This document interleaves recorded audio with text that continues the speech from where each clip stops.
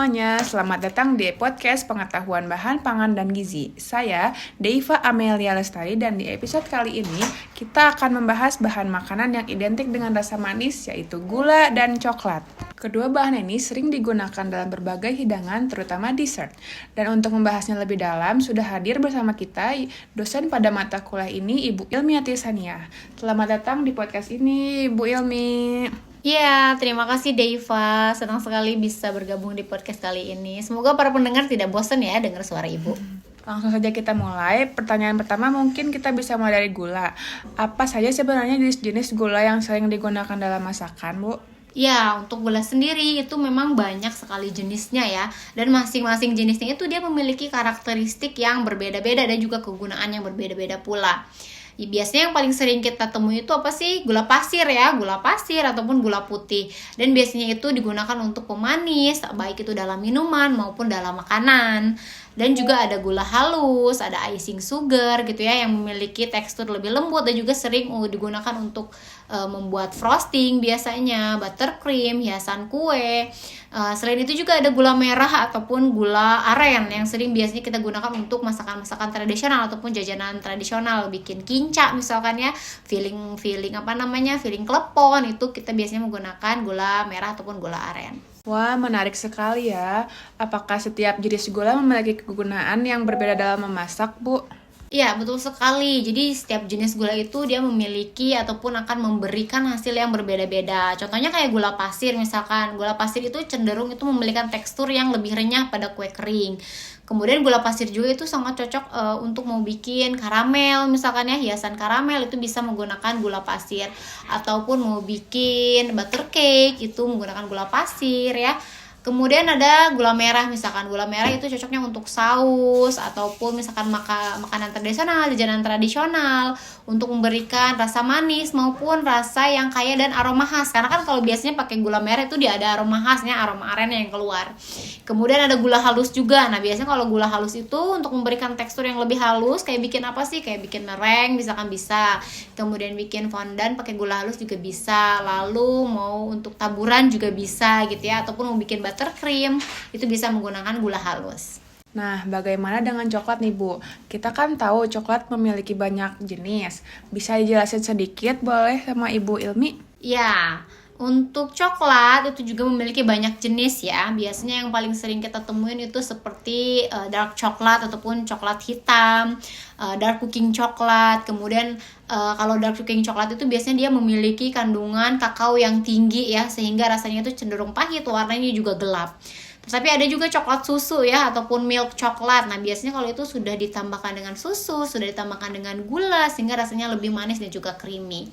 Kemudian ada juga coklat putih ataupun white coklat, yang sebenarnya itu dia tidak mengandung padatan kakao ya, makanya dia warnanya putih karena dia itu hanya memiliki si butter kakao ataupun lemak kakaonya. Sehingga kalau misalkan white coklat yang kualitas tinggi itu dia cenderung mudah sekali meleleh karena dia padatannya adalah lemak kakao. Yang sering kita temui di pasaran itu sebenarnya ya si white coklatnya itu lebih ke creamer kemudian gula gitu ya, sehingga dia lebih padat si teksturnya itu.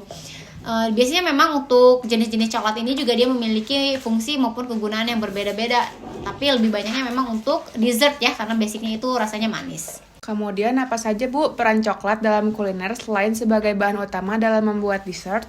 Ya, coklat itu serbaguna sekali sebenarnya ya. Selain untuk bahan utama dalam membuat dessert, bikin coklat cake, brownies gitu, itu kan menggunakan coklat. Coklat juga bisa digunakan sebagai saus ya, bikin ataupun campuran dalam minuman seperti hot chocolate ataupun sebagai elemen dekorasi, misalkan bikin coklat garnish itu bisa menggunakan coklat. Contoh lain seperti dark coklat misalnya, itu cocok untuk bikin mousse ya ataupun ganache, karena rasanya yang kuat, kemudian dia lebih mudah untuk dibuatnya juga, diaplikasikan.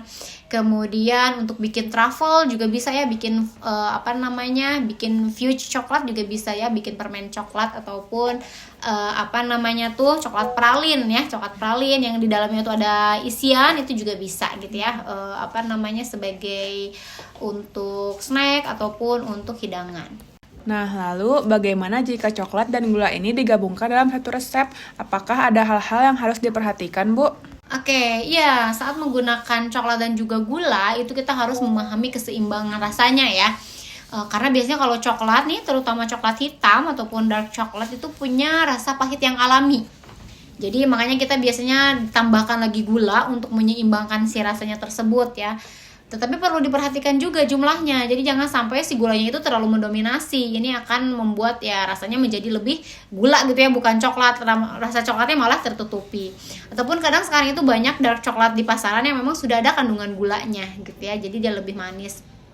Kemudian dengan coklat susu juga sama, kita mungkin perlu mengurangi jumlah gulanya agar tidak terlalu manis. Jadi memang harus ada balancing di situ. Makanya ada kita ada patokannya di standar resipi gitu ya. Terakhir nih Bu Ilmi, ada pesan untuk para pendengar kita yang ingin bereksperimen dengan gula dan coklat di dapur gak Bu? Iya, tentu saja. Eksperimen dengan gula dan coklat itu sangat menyenangkan ya. Kalian bisa mengkombinasikan, membuat resep baru gitu ya. Jangan ragu untuk mencoba berbagai jenis dan temukan itu kombinasi yang paling cocok gitu ya, dan juga sesuai dengan selera kita. Tapi ingat juga untuk mengkonsumsinya dengan seimbang, karena baik gula maupun coklat, apalagi yang sudah ada pemanisnya, di situ merupakan sumber karbohidrat sederhana. Dimana ketika mengkonsumsi jumlah ataupun mengkonsumsi karbohidrat sederhana secara berlebihan, itu dampak kepada kesehatannya apa ya? Jangka panjang itu bisa diabetes. Makanya kita harus mengkonsumsinya dengan bijak ya, tidak berlebihan gitu. Terima kasih banyak Ibu Ilmi atas informasi dan tips yang sangat bermanfaat. Semoga pendengar kita bisa terinspirasi dan lebih mengenal lagi bahan pangan yang satu ini. Sampai jumpa di episode podcast berikutnya.